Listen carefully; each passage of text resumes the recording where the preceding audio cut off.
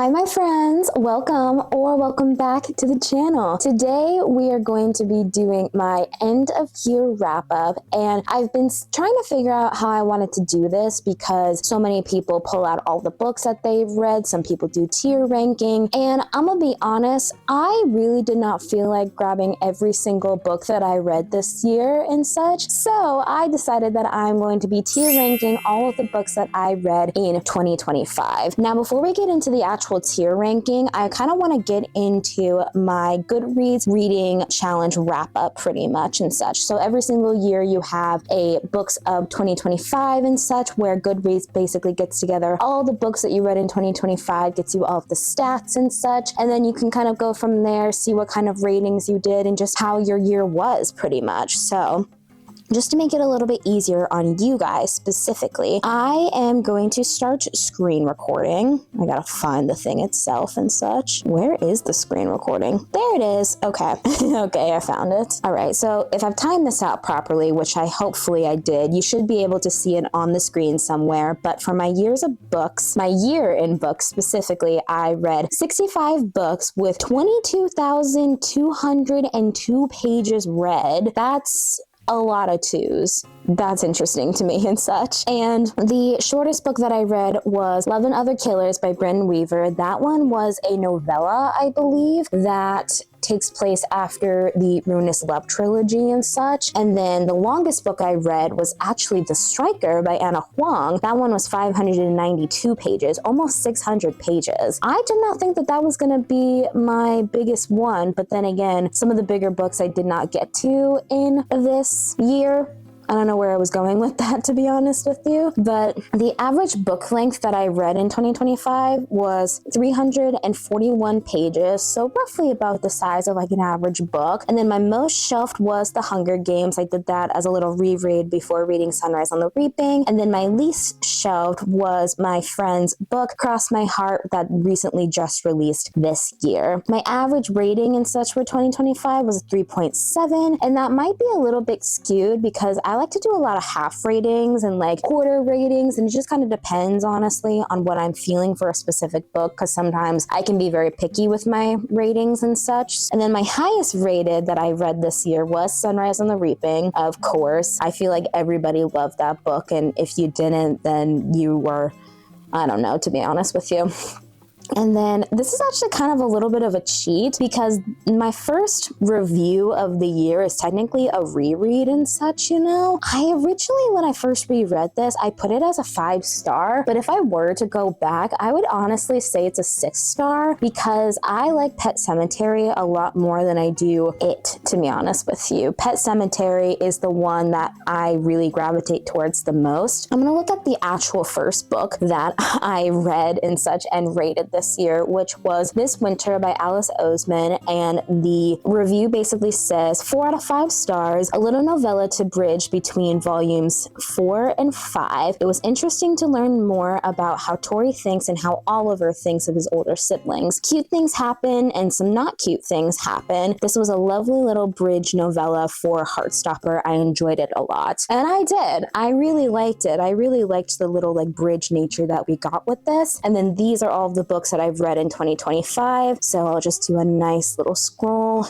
and such. Like I said, in total, I read about 65 books. Some of them were rereads, some of them were books that I needed to read for class. And then my last review of the year was actually another reread, which was Many Lives, Many Masters and such. I recommend this book as much as I possibly can because it is one of those books that can change your life for the better. And that's what we got for our Goodreads 2025 year in books. So I have a tier list ready and such. I've got my computer right here, so it's pretty easy to be able to do this. I need to get the screen recording ready to go, and then we can get started on that.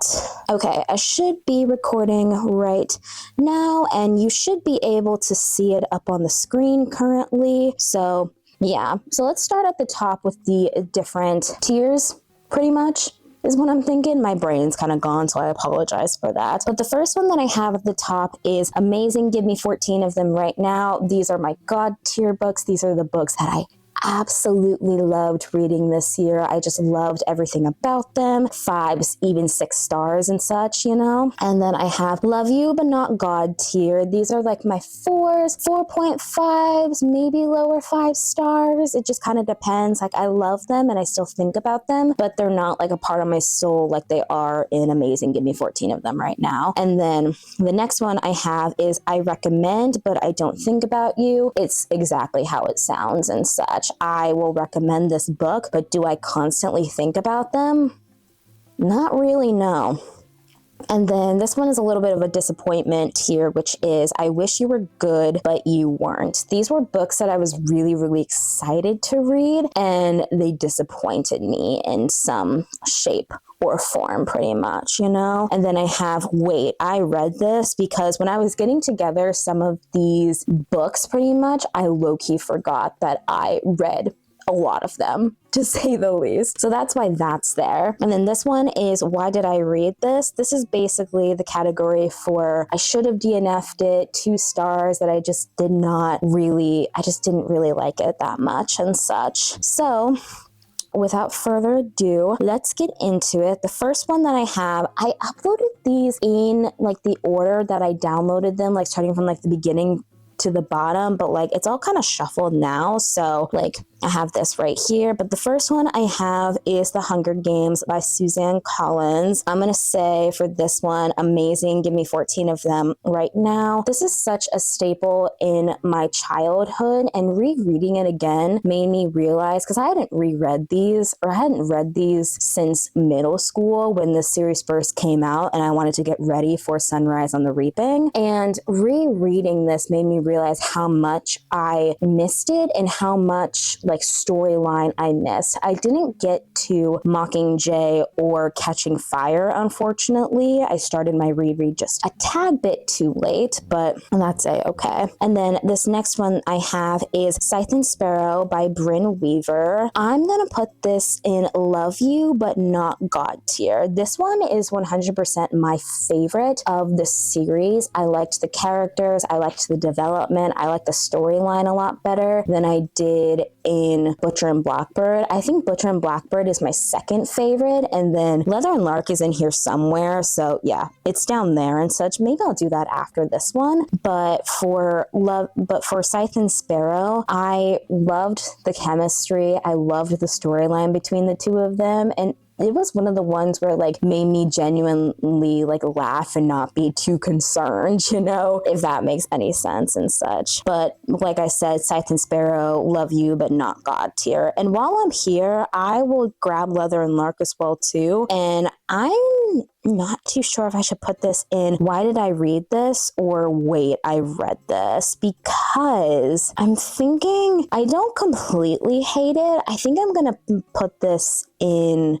No, actually, I was kind of disappointed and such. I think I'm going to put it in I Wish You Were Good, But You Weren't, because the first book, Butcher and Blackbird, I loved it. It's set up like perfectly and such. And then when I read Leather and Lark, it was almost like that spark that made Butcher and Blackbird such a great novel was just like gone. And I know I'm not the first person to say this and such, but I did not like Leather and Lark as much as I did Butcher and Blackbird or even Scythe and Sparrow, you know? It's just one of those things where I'm just like, yeah. Okay, and this next one and such, this one's an interesting one. This was a book that I had to read for a class and such, and I'm gonna put this in, I'd recommend, but I don't think about it often. This is Divided Minds, which is a memoir about these two twins where one is suffering from schizophrenia, and they're just like talking about like their experience and what it's like to live with schizophrenia. I read this for my psychosis spectrum class. It was a very interesting novel and like not novella. It's an interesting memoir to read. I don't think about it often, but if you want to learn about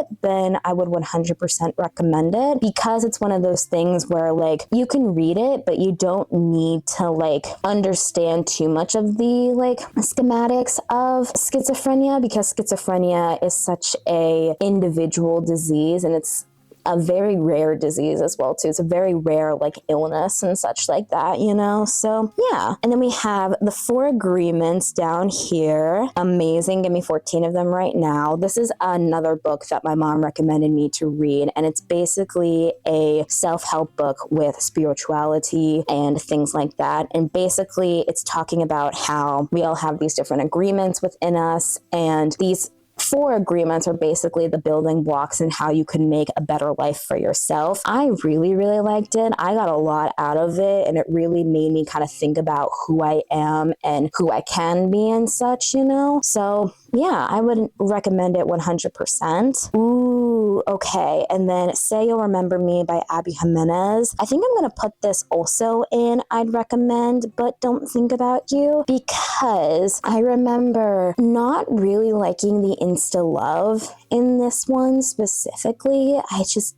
did not really enjoy it that much. I thought it was a good story, but a lot of the references and such, like they kept comparing like Xavier, who's the main guy character, to Rhysand and Akatar, and I have a love-hate relationship with that series, so it's just one of those things where I was just like, really? Do we have to add another Akatar like reference to something? It's annoying. To me personally, I'm very, very annoyed with this and such. Okay, and these next 2 books, they are Viking sagas. I recently had to read this for a class of mine, which was medieval Norse literature, and I'm going to put these both in Wait, I Read This, because I don't remember a damn thing that happens in either of those books. All I know is that they're like traveling somewhere and something along that lines, you know? So yeah. Oh, and then another one I also had to read for class is The Remains of the Day by Kazu Ishiguro, I believe is how you pronounce his name. I think I'm gonna put it in I'd recommend but don't think about you. I graded it a 4-star because I did like it, but I feel like it's one of those books where like you read it, you like it, and then at the time that you read it, and then after a while you just kind of forget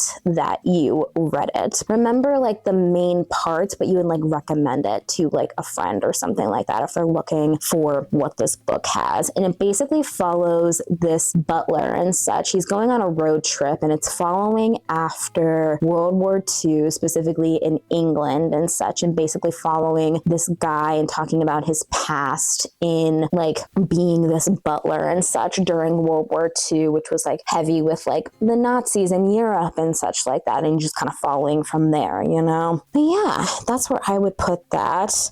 Oh man. So the first one I have up here is The Assassin's Blade and such. So in order for me to talk about this one, I need to talk about the rest of the series first. So we're going to start with The Throne of Glass and such. For this one, for the first book, I will say I'd recommend, but don't think about you. Same with the second and the third book specifically, because the reading order I read this in, I read Throne of Glass, Crown of Midnight, and then Heir of Fire and such, because that's the way that I saw a lot of people doing it with their first read through and such. And then I read The Assassin's Blade, and I am not gonna lie, I hated it. I hated reading The Assassin's Blade after these 3 novels and such. And basically, if you don't know what Throne of Glass is, it basically follows this girl named Selena. Yeah, Selena, she is what is she? An assassin, pretty much, you know? And following her through this world and such, you follow her in Throne of Glass, obviously Crown of Midnight, Heir of Fire, and then the way that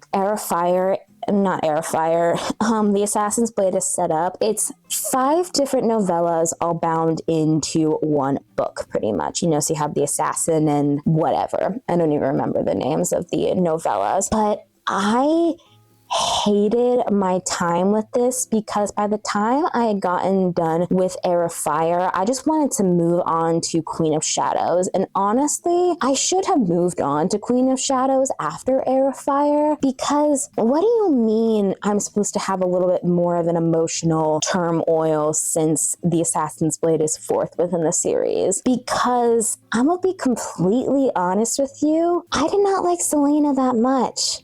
I don't like her as a character. And in order for me to continue on with a series, especially such a big series as well too, I need to like my main character. She's the main character. I need to like her. And I just didn't. I didn't like her. I didn't understand her. I didn't understand why she was being such a little bitch, you know? It was just like, that's pretty much what she was, you know? And like these three and such, like Throne of Glass and Crown of Midnight, I'm pretty sure I gave those 3.5. I enjoyed those in the moment. I was like, okay, these are going to be good. And then Air of Fire took me almost a month and a half to finish because I was literally just like dreading every single time I would pick it up, you know? And it was just one of those things where it's just like, I should not have to work this hard in order to read a series like this. So I DNF'd it after reading The Assassin's Blade. I read a little bit of Queen of Shadows, but I just couldn't get behind it. I just really could not get behind it and such, you know. But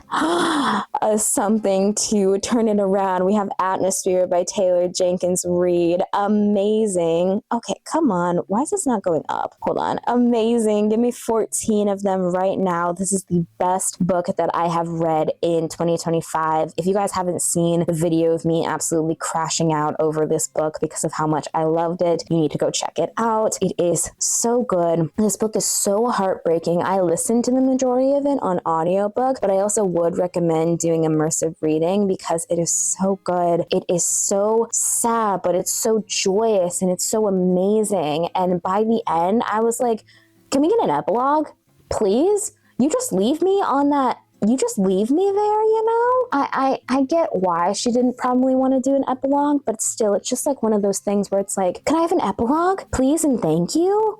Like, why are you like hanging me out to dry, you know? But even though it made me cry like an absolute baby because I got so attached to these characters, and this book really did change me. It's a part of my soul, and I found out recently that it's becoming a movie too. So I'm just like, I get to see Joan and her friends be brought to life by amazing actors and actresses, and I'm just like so excited for this, you know? Okay, and this next one that I have, a fairly recent read, is Fahrenheit 451 by Ray Bradbury. This may shock some of you guys, but I wish it was good, but it wasn't. The premise of this book is extremely, extremely intriguing. It is so extremely intriguing, it's not even funny. I wanted to love this story, but I couldn't. The main character that we have,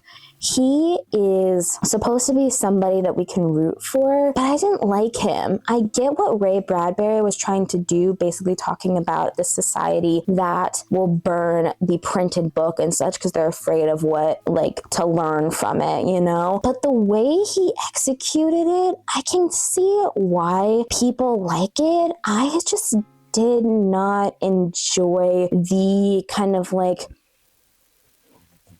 paraded like mastermind, pretty much, if that makes any sense. I don't think that makes any sense, but just like I saw somebody do a review of this and it just made me feel it just hit all the things for me. It was just one of those things where I was just like, really? Like, why? You know, it wasn't really laid out very well. I think it just needed more time. It needed more of a story to grow on. And I know that classics are typically shorter, but if he would have written a little bit more and instead of just having it in just like 3 huge sections of the book, I think I probably could have liked it. But I was really, really disappointed that I just did not like it, you know? And then the next one, oh, that's absolutely broken my heart, but was amazing, so I want 14 of them, is Beartown by Frederick Bachman.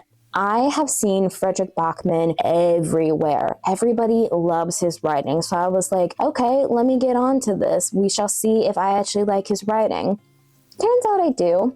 I like his writing a lot, actually. He made me feel things, especially since this book takes place in a small town that is revolved around this middle school hockey team. And for the majority of it, I thought it was just going to be nonstop hockey. But then you get to the middle of the story and you find out that it's a completely different thing that is happening within this town. I am scared to read the second book in the series, but it is on my January TBR and such. You guys should have seen that video before this one comes out, but I don't know, to be honest with you. But Beartown, it's a 5-star. I loved it. I also did a lot of immersive reading with this one as well too. I was worried that I was going to get the characters confused, but everybody was so clear that the minute you got into somebody's POV, you knew exactly whose mind you were in and who was like around pretty much. And it was just one of those things where it's like, wow, I did not think that anybody could achieve this, but he was able to achieve this, you know? It's amazing. I could go on for a little bit longer, but I kind of want to move on to the next one, because the next one that we have is Everything I Know About Love by Dolly Adlerton. And I'm gonna be honest, I don't remember reading this.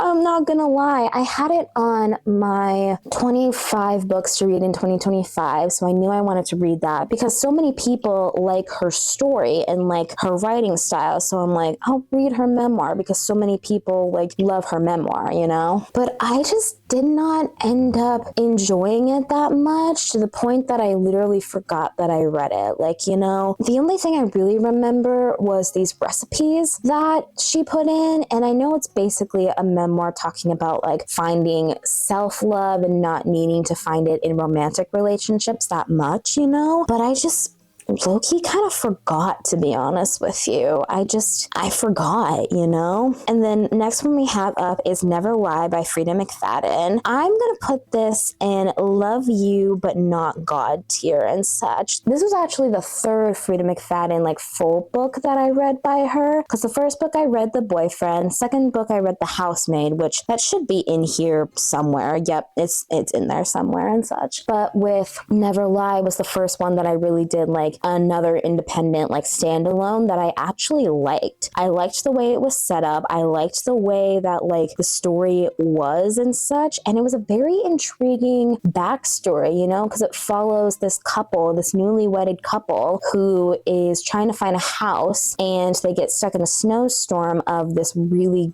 good mansion pretty much that like belonged to a psychiatrist who disappeared mysteriously however many years ago and such. And it's one of those stories where like you could see it coming. Like when the major plot twist came, I wasn't too surprised, but I was satisfied with the way that it came, you know? And it was just one of those things where I was like, you know, it's not too bad. Not too bad at all, to be honest with you. So yeah, that's that one. And then of course, Many Lives, Many Masters, amazing. Give me 14 of them right now. Many Lives, Many Masters is kind of in the same vein as The Four Agreements specifically and such, because they're both self-help books that have to do with spirituality. Many Lives, Many Masters talks about, not resurrection, reincarnation. Wow, that was hard to come out and such. But that one talks about reincarnation and what happens after we die and past lives and how that can affect the traumas that we have in our current lives. I always recommend this to people if you are having a hard time or a difficult time trying to understand what happens to us after death. It is such a beautiful thing, and you get to learn things about the masters and such, and you get to learn so many cool and interesting things that it's just like, yeah, you know, you just have to do it, you know? So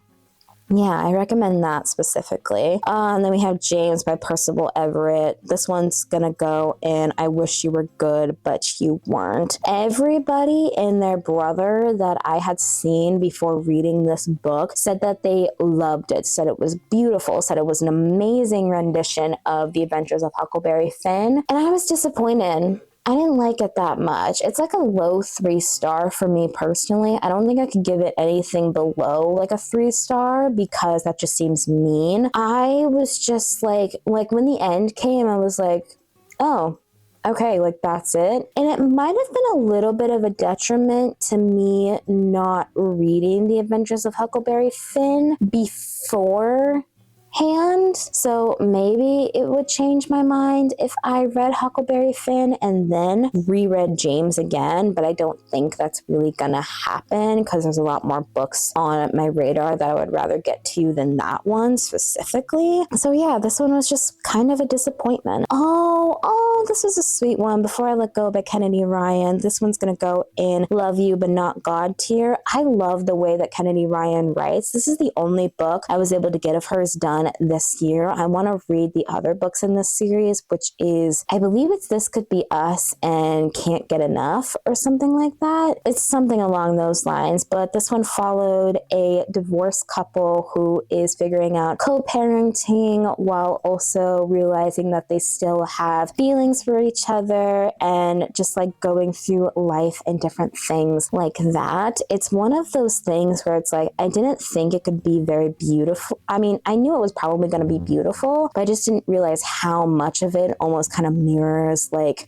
people in my life, you know, like I know people who are like Yasmin and Josiah, who are like the female and male main characters and such of the storyline. And I want to read more of her stuff because I think I could like her other stuff, you know? And it's just one of those things where I was like, it's a beautifully tragic, heartbreaking, but also loving story at the same time, you know? I loved it personally, you know? And then we're gonna go with The House of My Mother by Sherry Frankie. I'm gonna put this in Love You But Not God tier. This is a memoir of hers. If you guys don't know about the Ruby Frankie case and how she was charged with abuse and neglect of her two youngest kids. Sherry Frankie is the oldest of the Frankie kids, and she has had a voice in basically talking about how family vlogging should stop and how vlogging children just needs to stop because it is not good for kids a lot of the time, which I 100% agree. And in this memoir, she's basically just talking about what it was like in her house at the time,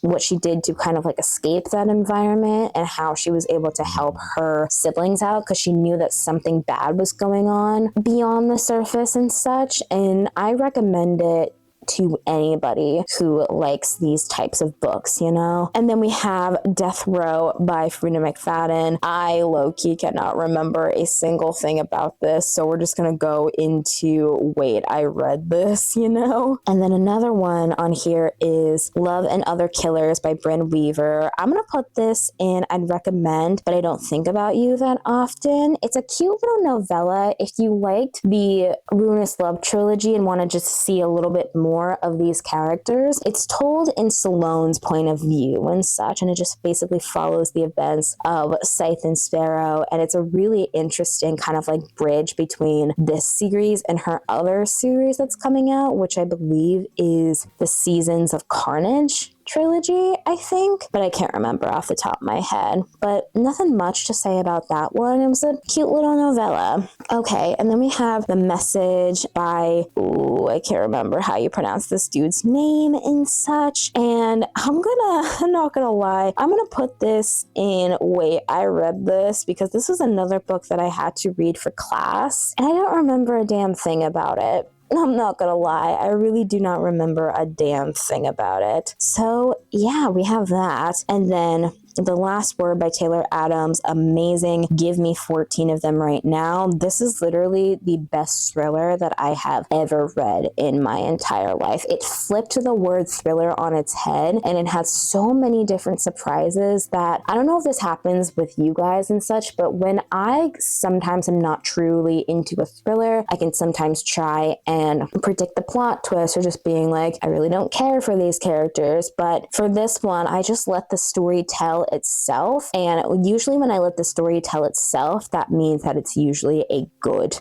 book, you know? It's one of those like books that it's just like so good, like it's so good, you know? Yeah, that's pretty much it, you know? I just loved it so much. The ending got me. It had me a little bit teary-eyed, you know? It was great. It was a 6-star as well too, you know? So it was just great. This next one is How Fiction Works by James Wood. I think I'm gonna put this in Love You But Not God tier and such, because this was a book that I read for my Craft of the Novel class, and it was really, really helpful.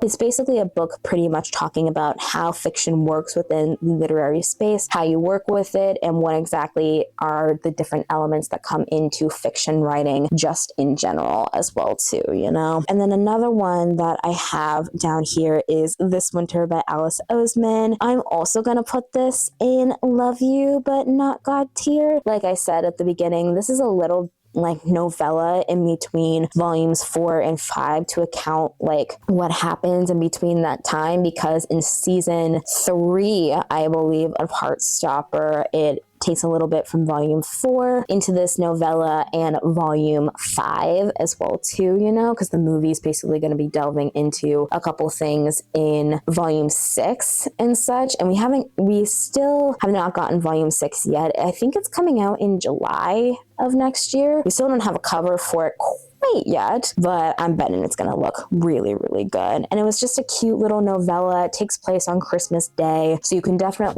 read this pretty much any time, but like if you can read it in the winter time, try your best and try and read it in the winter time and such, you know. Next one I have is Tales from the Cafe. And this one I think I'm going to put in, I'd recommend, but I don't think about it and such. This is the second book to the Before the Coffee Gets Cold series, and it's good, you know. It's a pretty good book. It's just one of those things where I was just like, you know, it's kind of telling similar stories while adding a little bit more onto the lore of the cafe and why the cafe is a thing as well too, and what the family within it has to do with it. So, you know, it's an interesting thing with that, but I don't really remember much else from that storyline and such. All right, so the next one that I have on here currently, it's The Housemaid's Wedding. That's the little novella that goes in between the second and the third book, but in order for me to talk about that one, I need to first talk about The Housemaid. So we're going to skip to The Housemaid, and I'm going to put it in Love It But Not God tier. This was my second book by Frida McFadden, and like I said, The Boyfriend, I did not like it whatsoever. I had to throw that book across the room, and The Housemaid was written much better. The suspense was much better. The plot was much more driven out and much more like plotted, if that makes any sense. And the twist got me. Like the huge twist got me. And I was just like, whoa. And then we got another twist at the end that I was like, whoa. And it's like, oh, that makes sense, you know? But it was so good. I really liked it and such, you know? And then going into the second book, which is The Housemaid's Secret by Frida McFadden, I'm actually going to put this in I Wish You Were Good, But You Weren't. This is basically the sequel to The Housemaid. And I wondered a little bit if it was going to be kind of the same book, but copy paste. And it's not quite the same book, I would say. It follows different plot lines pretty much, but it's kind of like the same story as The Housemaid, but just in a different font, you know? And specifically what they did with the first book, they had the major plot twist there, and then in the second one, they just switched the genders pretty much, if you know what that means, you know? And it's just one of those things where it's like, it's sad, you know, that like I didn't like it as much as I thought I would, but I don't know, you know? It's just one of those things where it's just like,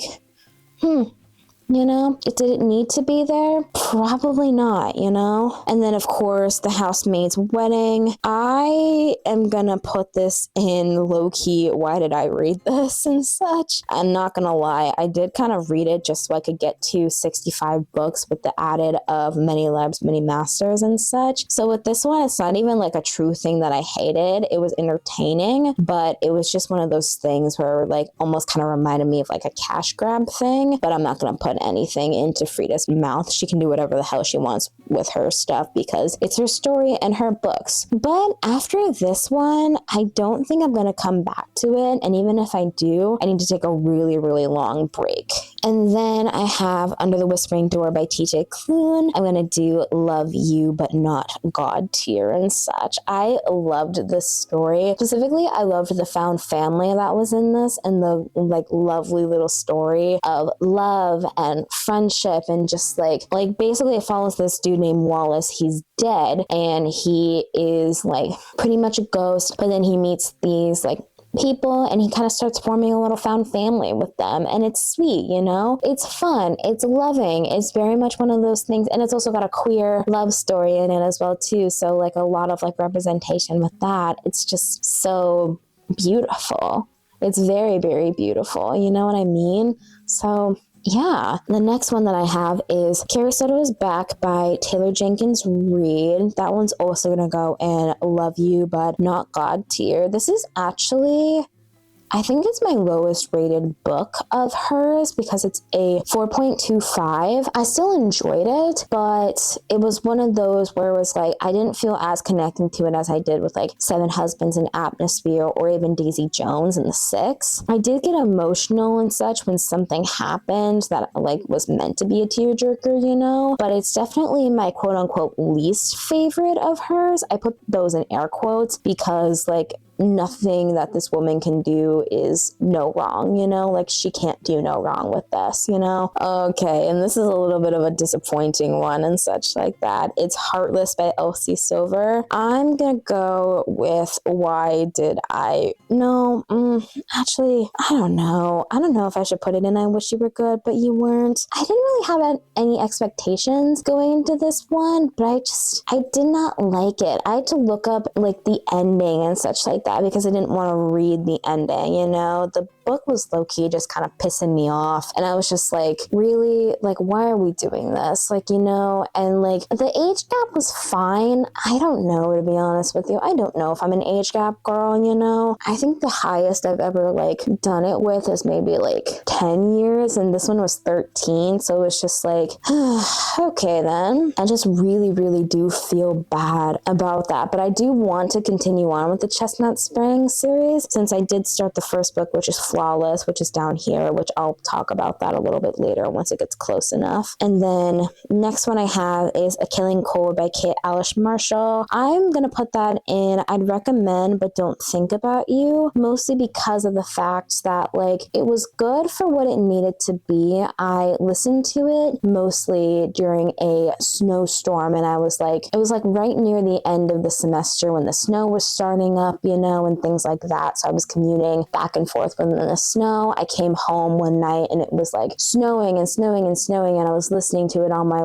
way home, and it really added to the atmosphere because it basically follows this newly engaged couple, and the girl figures out that she's been on the mountain beforehand, and you just kind of follow from there because she doesn't really have many memories of her childhood, and as she's here, she's like kind of figuring them out as like she goes on pretty much, you know. Next one I have is Wild Reverence by Rebecca Ross. I think I'm gonna put this in I'd recommend but I don't think about you. I'm putting that in there because it's not enough to be able to do like love you but not God tier specifically, you know. I kind of wish there was an in-between and such, because like the beginning, I loved it. I loved the beginning so much, but then as it kept going and going, the pace kind of slowed down for me personally, and I just was not really motivated too much. The only time I really did get motivated was, I think it was near the end actually of the story, but other than that, I'd recommend it, especially if you have read the first two, which is Defiant Rivals and Ruthless Vows. You know, if you've done that, then like, that's not bad, you know? I think that's great personally, you know? That's there. Love on the Brain by Ali Hazelwood. I think I'm gonna put this in Wait, I Read This because I didn't really like it that much, you know? But I'm also like, don't remember most of the reasons why I didn't like it in the first place. If I looked up the review, then I probably could, but thinking back to it now, I can't think of anything. Pretty much, you know. Next up we have is Quicksand by Nella Larson. I think I'm also gonna put this in I'd recommend but don't think about you. This is another book that I read for my Craft of the Novel series and such. I liked it, I enjoyed it, but it's not really my cup of tea. But if anybody would like want to read it, I'd recommend it to them. I don't really remember too much about what happens in that story, but I could probably get behind with like the like blurb and just being like, that's where I'm gonna put Quicksand for now. And again, we have another one of these things where it's Rebel Witch by Kristen Ciccarelli, but in order to talk about that one, I have to talk about the first one. And the first one, which is Heartless Hunter, I'm gonna put that in Love You but Not God tier. This was another one of those like first fantasy stories that I actually liked reading. Like I read this for a book club one time. I really liked reading this story. It was was so good. It was so interesting to see this story and see where things were coming from and just seeing like this different world, you know. It was magical. I loved it. And then same with Rebel Witch. This one is actually a lot better than the prequel the first book in my opinion, because the second one we get a lot more lore drop, and it was just a satisfying ending to me personally. I know a lot of people didn't like the ending, but I personally liked it. I thought it was fairly satisfying for things just in general, you know? Pumpkin Spice Cafe.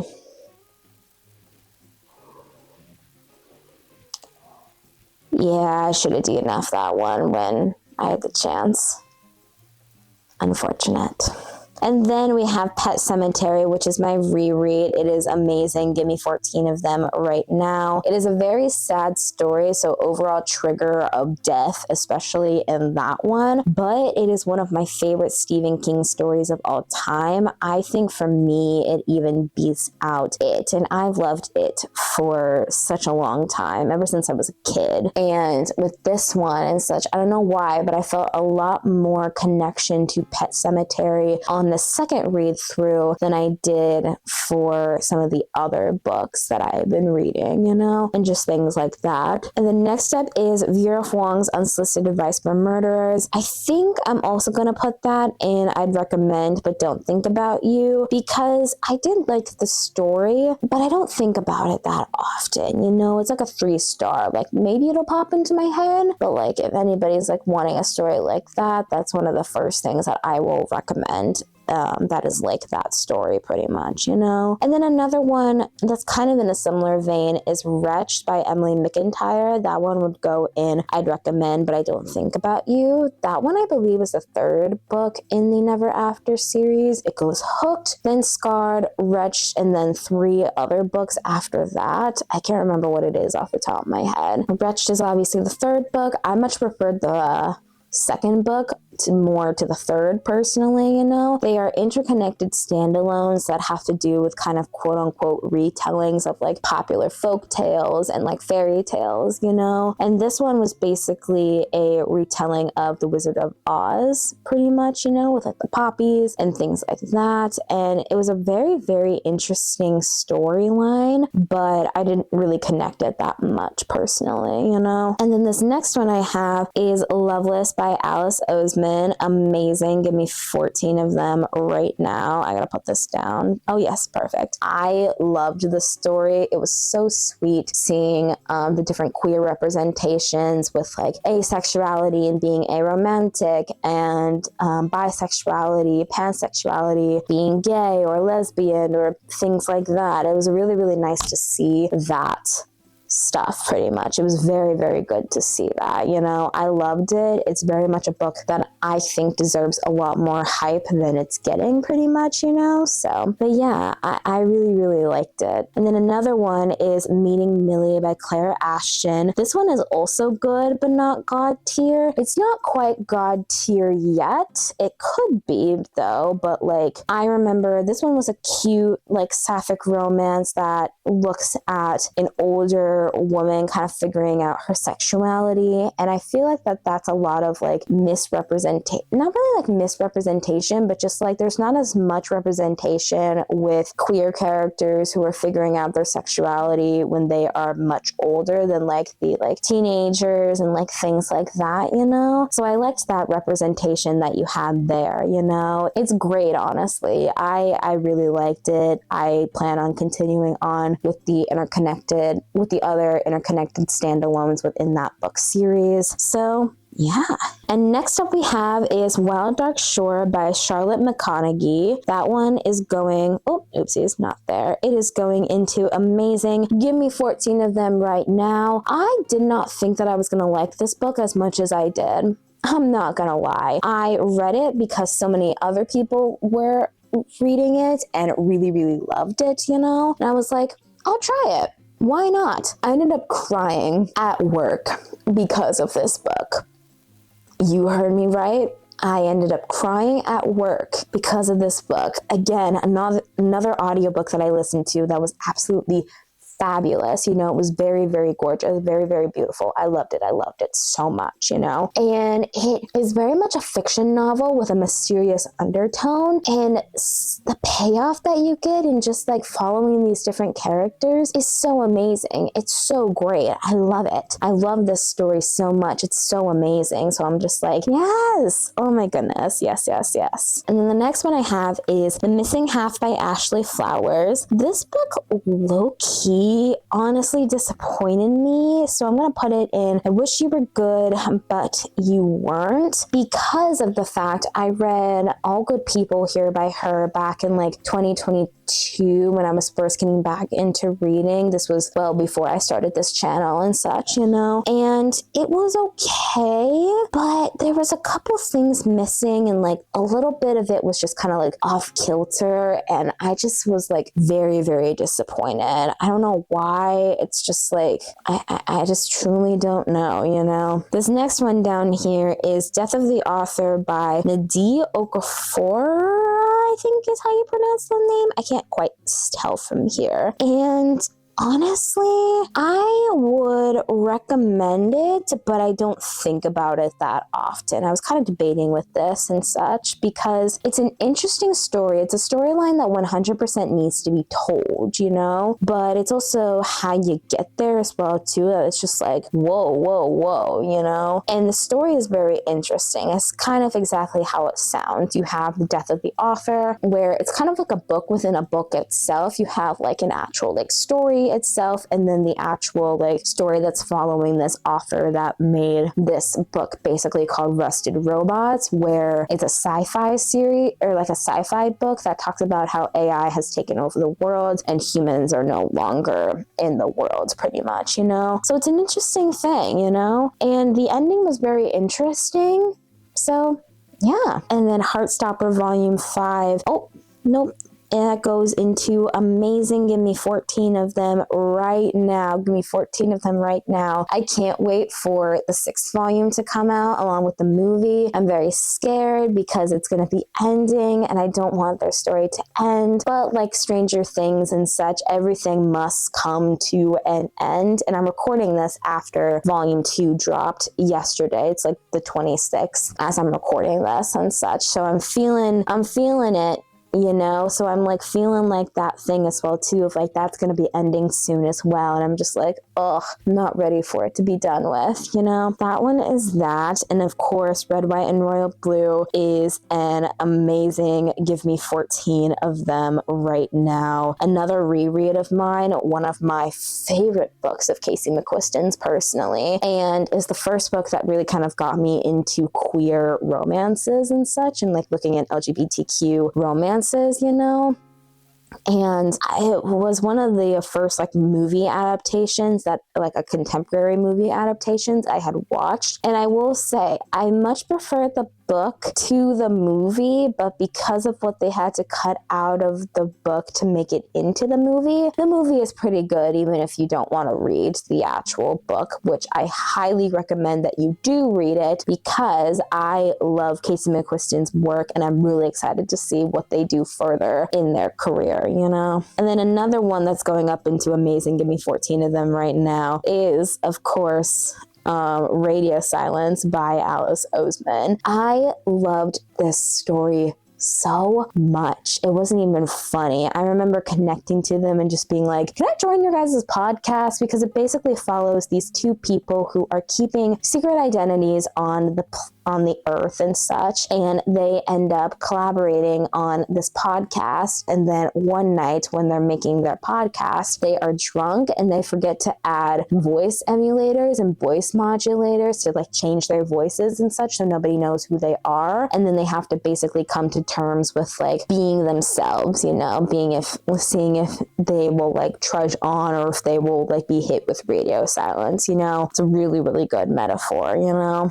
It's great. And then another one is Great Big Beautiful Life by Emily Henry. I wouldn't say that I wished it was good, but it wasn't. Like, I wasn't disappointed. I would recommend, but I really don't think about it that often. Because I think with this one, I think the marketing that they did for this one was completely wrong. Because with Great Big Beautiful Life, I don't think the romance was the focus of this story. I think it was the familial love that was needed to be the focus of the story, and they leaned just a little bit too heavy into talking about the romance, in my opinion. So you have that. So that's an interesting dichotomy, you know? It's just like, interesting, you know? And the next one is If It Bleeds by Stephen King. Sadly, I'm also going to go with I'd recommend, but I don't think about you, because I literally don't think about it. It's basically a couple of novellas bound up into one book. I read the first 3 novellas, and then the 4th one, I got so tired that I just decided to DNF it and just call it quits on that one specifically, you know? And it was fine, I guess, but like, it was just not my cup of tea at the time, you know? It's fine. I don't know what else to say besides it was fine, you know? And then we have The Striker by Anna Huang, the second of Anna's books that we see and such. And I'm going to put this in Love You But Not God tier, mostly because of the fact that I did really like this story, but the only thing that really kind of like deterred me from it was that it was way too long, in my opinion. It was way too long with a lot of fillers and such, and I can get the fillers, but the fillers need to be absolutely necessary to the story. And you guys know Anna's literally one of my favorite authors of all time, and I don't usually like critiquing her work too much, but that one could have needed just a little bit less time and we would have been fine. You know, we would have understood his motives, why he is the way that he is, but she made it a little bit closer to 600 pages, which that's a lot for a romance book, in my opinion, you know. Well, thank God we're almost done, because I'm getting kind of tired. I don't know if you all can tell and such. But we have The Ministry of Time by Kayleigh Bradley. I think I'm also going to put that in I'd recommend you, but I don't think about you, because I remember a little bit about it, but then after I just kept going and going, I found less reasons to care, pretty much, you know. It was just like, okay, like, what are we doing here? You know, it's just like, cool then, you know? And then another one is Cross My Heart by Isha Patel. That one is a Love You But Not God tier quite yet, you know? I really did like it. I liked their chemistry. I thought it was really, really, really, really cute. And I would recommend this to pretty much anybody and everybody who sees her. She's an amazing writer. We actually met through college as well too. We met through a like college event and such like that. And we were like, we've just like seen each other around, and she knows that I'm also writing up my own book as well too, you know? So that one was a really fun one to read. And I actually got to read it before it was actually published. I got to read an arc because I helped her promote her book pretty much, you know? So yeah. Oh, and I forgot I read this year. This is Scarred. This is the second book that I was telling you guys in the Never After series. This one is another loved, but not God tier and such. It's my favorite of the series so far. This one I believe is a Lion King retelling, and I loved it. It was so good. It was just the right amount of dark with just the right amount of sweetness and just loving and yearning. The yearning was so good. The yearning was so good in here, you know? I really, really liked it. Besides like Scythe and Sparrow and things like that, this is another one of my favorite, more like on the like darker side of the dark romance genre and such. And I really, really liked it. Really, really, really liked it. And then, of course, Sunrise on the Reaping. That one is actually gonna go into, honestly, I don't know. I mean, I could put them in Amazing.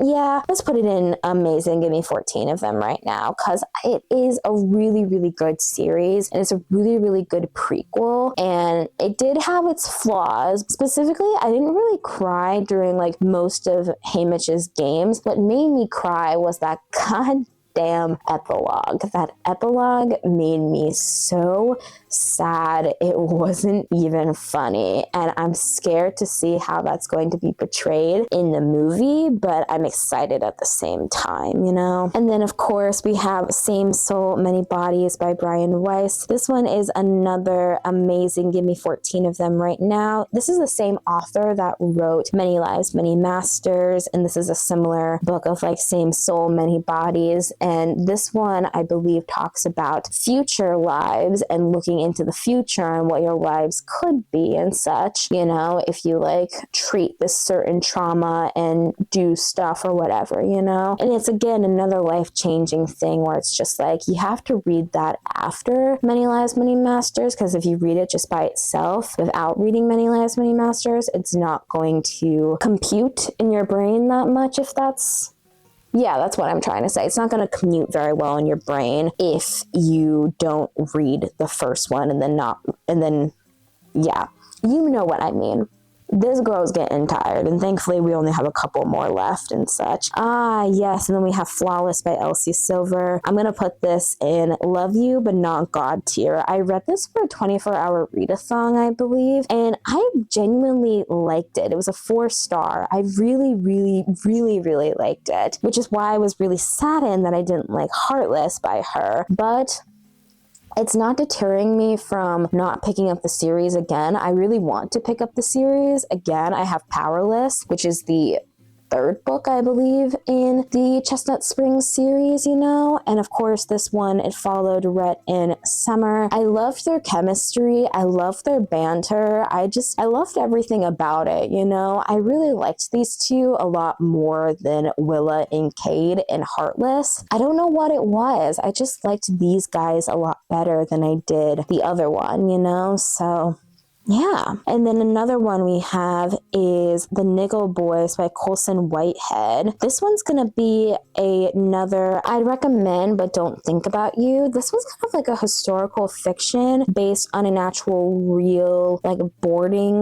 quote-unquote boarding school that was in the United States that was run for like 111 years, and then they finally shut it down because of alleged abuse and a lot of things along that range. And it basically follows these 2 boys in this thing called the Nickel Academy and following their different journeys to escaping to being in this actual like school thing and such, you know, because it's basically kind of like a reform school for juveniles who like are getting into trouble, pretty much is what I remember from it, you know? Because, like, it's not bad, but it's just like, okay, you know? And then we have King of Sloth. This is going to go into amazing. Give me 14 of them right now. This one's 100% my favorite in the series so far. I still need to read King of Envy, and then of course King of Gluttony is coming out this upcoming year in April, so I want to read King of Envy before then. So yeah, and this one, specifically the 2 of them really spoke to me. I loved Javier and Salone's dynamic. I loved them together. I loved them as individuals. I loved them like during like their spice scenes, and it was actually one of the first times where I actually cried at a spice scene, you know, or like after the end of a spice scene, which never happens, you know. But it's just one of those things where it's just like, it's another one of those where it like touched my soul, and I love the fact that it touched my soul. And finally, the last one we have is The Wedding People by Alison Espach, I believe. Epoch Espach, I think is how you pronounce her last name. But this one is going to go in Love You But Not God tier. And the reason why I'm putting it in this one is I gave it a 4-star. I really, really, really liked it and such. I really, really liked the storyline. And it's one of those stories where no matter how old you are, I think you should be an adult when reading this, but you can relate to a lot of different things within this, because it basically follows this woman who goes to this hotel and she realizes that she's the only one that's not a part of this wedding, and she has a way of like just like wanting to spend one last time at this hotel, and then her plan is thwarted by the bride, and they make an unlikely friendship, and you just kind of follow from there. You know, you follow from there, you follow from the wedding. It is such a cool story that I just loved every single moment of it personally, you know? So yeah, that is all of the tier ranking that we have. So again, going from the top here, we have amazing, give me 14 of them right now. We've got The Hunger Games, The Four Agreements, Atmosphere, My One True Love, Beartown, Many Lives, Many Masters, The Last Word, Rebel Witch,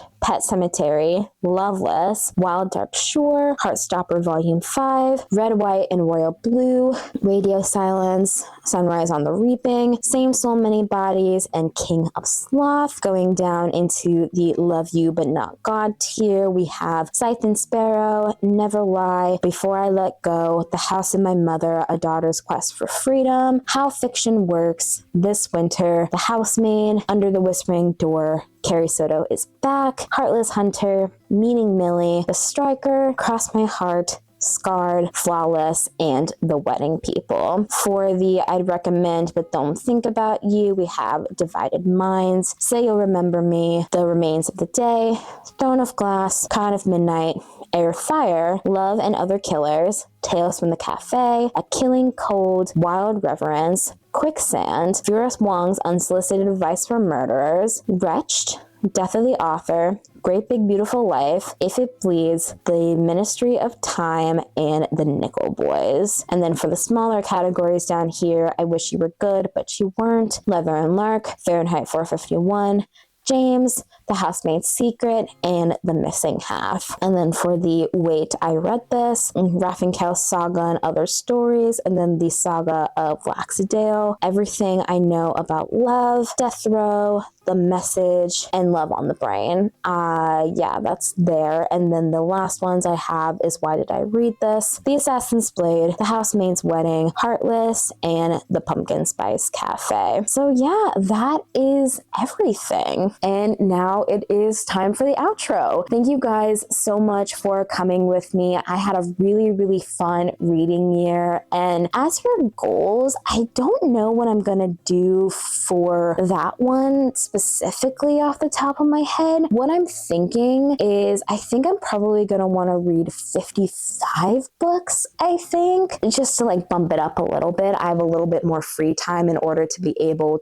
to do that, you know, and being able to do this and such, because this is something that I kind of want to do for a while, you know, and kind of like just like hang out with you guys. And it's just like been so fun. And like we had some good reads, we had some not so good reads, and I have a lot of fun things that I'm planning for this upcoming year. So yeah, again, thank you guys for watching. Remember to like, comment, and subscribe. If you don't know what to comment, just tell me about your current read, you know, we can chit chat in the comments and just like do things like that, you know. Remember to follow me on social medias, and of course I will see you guys in the next one. But I really hope that you guys have an amazing day, week, month, and year. See you later, friends.